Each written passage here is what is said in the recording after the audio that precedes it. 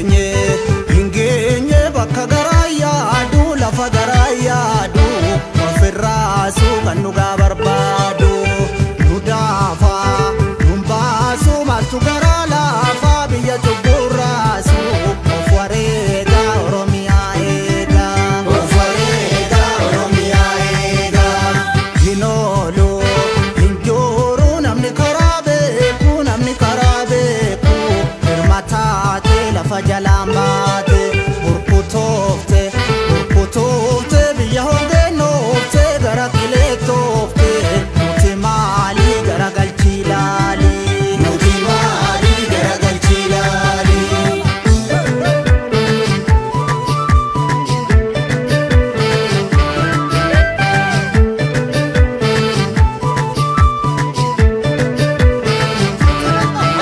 sigale galgala baatu bareechata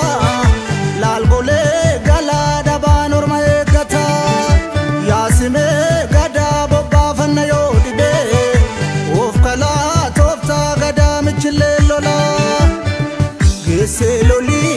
dhuma dubbii kana gamnoomuun battala babbaroode leenji daggala geesse lolii dhuma dubbii kana gamnoomuun battala babbaroode leenji daggala imaarafta uume yayyaba walaabu yoo dabu haleeli falmataa mirgannabu imaarafta uume yayyaba walaabu yoo dabu haleeli falmataa mirgannabu kuni raajuma baraan baraas baranallees kittaa sirba humbaa irri biyyaan tolu jibba kuni raajuma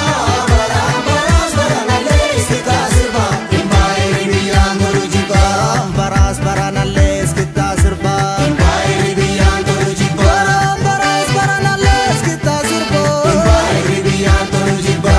baraas baranallees kittaa sirba humbaa irri biyyaan tolu jibba si mareetoo hima didduun du'a diddiire ilaalachi mareetoo falfaltuun fala fiddiire si mareetoo ofin kenniin bara badduutti ilaala si mareetoo daarree sunsuma gidduutti goota anfaaroo gama jiga of dagataan biyya dhabaa tiikeeffataa dhiira wajaga hinamaniin bira qaba maalaan obsaa obsuun akka qaba bari jabanni kan jabaa